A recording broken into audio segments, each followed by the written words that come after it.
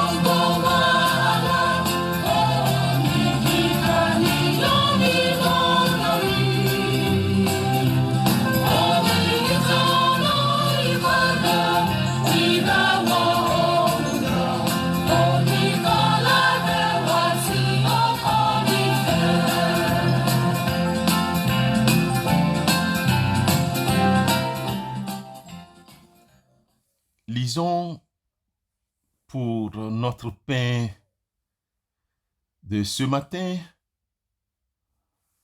l'évangile de Jésus-Christ selon Matthieu, chapitre 24, les versets 15 à 28. Matthieu 24, 15 à 28.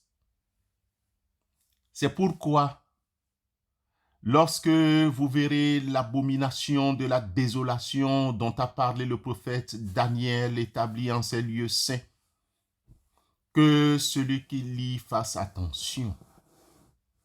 Alors que ceux qui seront en Judée fuient dans les montagnes, que celui qui sera sur le toit ne descende pas pour prendre ce qui est dans sa maison, et que celui qui sera dans les champs ne retourne pas en arrière pour prendre son manteau. Malheur aux femmes qui seront enceintes et à celles qui allaiteront en ces jours-là. Priez pour que votre fuite n'arrive pas en hiver, ni un jour de sabbat. Car alors la détresse sera si grande qu'il n'y en a point eu de pareil depuis le commencement du monde jusqu'à présent, et qu'il n'y en aura jamais. Et si ces jours n'étaient pas abrégés, personne ne serait sauvé. Mais à cause des élus, ces jours seront abrégés. Si quelqu'un vous dit alors, le Christ est ici, ou il est là, ne le croyez pas, car il s'élèvera de faux Christ et de faux prophètes.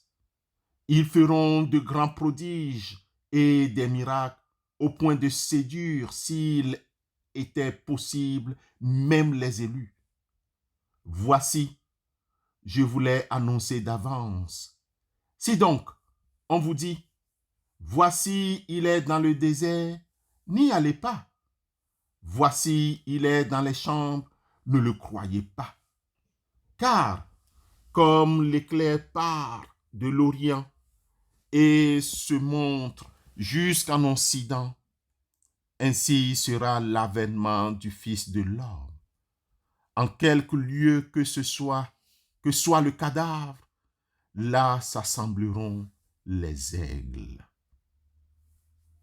Bien-aimés dans la foi, plusieurs personnes renoncent à lire ces précédents versets parce qu'ils sont trop difficiles à comprendre ou bien le contenu les plonge encore dans des souvenirs de ce monde malheureux, plein de souffrances de toutes sortes.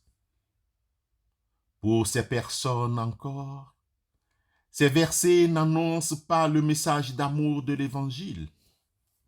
Certes, c'est leur opinion. Nous respectons ces opinions. Mais si vous faites partie de ces personnes, souvenez-vous que l'abomination de la désolation que Matthieu mentionne renvoyait initialement à la profanation du temple par Antiochus Épiphane, roi de Syrie, au IIe siècle avant Jésus-Christ. Il envahit Jérusalem en 168 avant Jésus-Christ, transformant le lieu saint en un temple de Zeus et offrit même des cochons ou des porcs en sacrifice sur l'autel. À côté de ce scandale, bien-aimé dans la foi, qui est mentionné dans le texte, Jésus annonçait clairement qu'une abomination de la désolation était encore, et l'abomination de la désolation est à venir. Selon certains, cette prophétie se sera accomplie en l'an 70 parce que Titus envahit Jérusalem et détruit le temple. Cependant, bien-aimé dans la foi, l'apôtre Paul attendait un accomplissement futur. Lisons 2 Thessaloniciens 2, versets 3 et 4. 2 Thessaloniciens 2, versets 3 et 4. Que personne ne vous séduise d'aucune manière, car il faut que l'apostasie soit arrivée auparavant et qu'on ait vu paraître l'homme du péché et le fils de la perdition, l'adversaire qui s'élève au-dessus de tout ce qu'on appelle Dieu ou de ce qu'on adore, jusqu'à s'asseoir dans le temple de Dieu, se proclamant lui-même Dieu. Bien-aimé dans la foi. De même, l'évangéliste Jean, dans Apocalypse au chapitre 13, les versets 14 et 15, situe cet événement au moment où l'Antéchrist s'installera une image dans le temple lors de la tribulation. Dans ce passage, les paroles de Christ annoncent donc des événements postérieurs à l'an 70, situés à une époque qui verra un cataclysme global sans commune mesure, avec la destruction de Jérusalem et qui précédera immédiatement son retour. Lisez alors pour votre connaissance Matthieu chapitre 24, les versets 29 à 31. Bien-aimés, pour notre conclusion ce matin, nous avons 2 signes d'espérance. Le verset 22 de cet évangile selon Matthieu chapitre 24, nous comprenons que, à cause des élus, à cause de ceux et celles que Dieu a choisis, le nombre des jours de la détresse sera abrégé. Oh frère, il existe là une espérance qui est toujours d'actualité, qui encourage la foi en Christ. Elle n'est jamais vaine.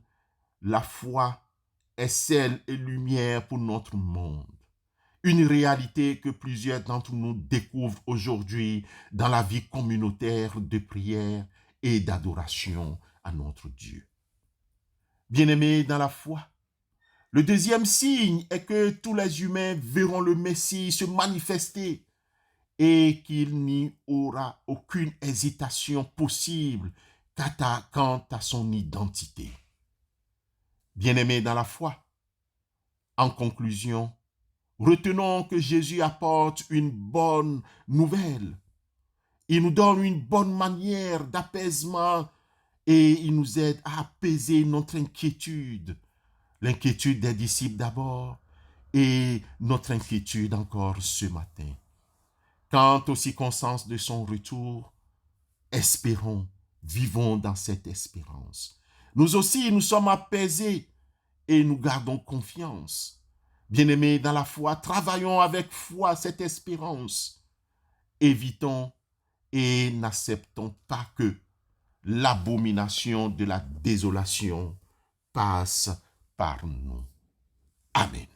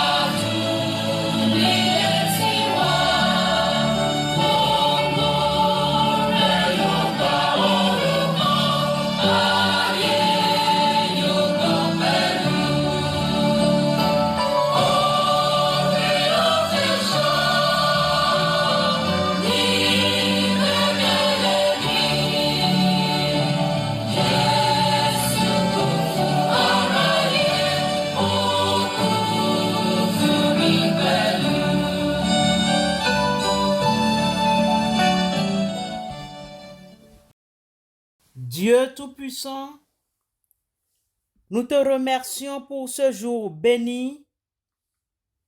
Accorde-nous, s'il te plaît, la foi qui déplace les montagnes de la haine et de la souffrance. Dieu très saint, accepte nos remerciements pour ceux, celles que tu as choisis et à cause desquels tu abrèges les souffrances de ce monde des ténèbres. Tourne ta face vers tes enfants qui t'invoquent jour et nuit. Bénis tous ceux et celles qui prient avec nous tous les matins et fortifie-les par Christ Jésus, notre Rédempteur. Nous te prions. Amen.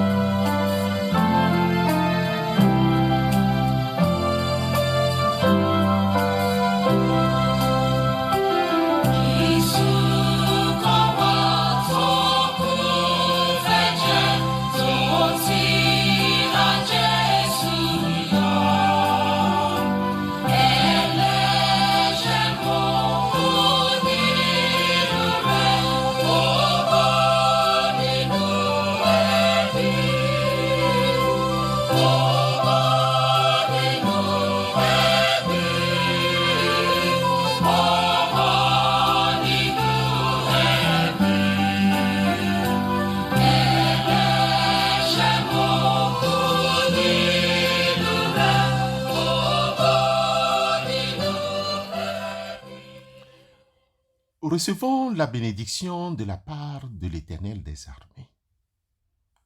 Que le Seigneur, le Dieu saint, soit béni, lui qui seul fait des choses miraculeuses. Que le nom de sa majesté soit béni éternellement et que toute la terre soit remplie de sa majesté. Que cela soit ainsi, que cela soit ainsi. Allez dans la paix de Christ. Amen.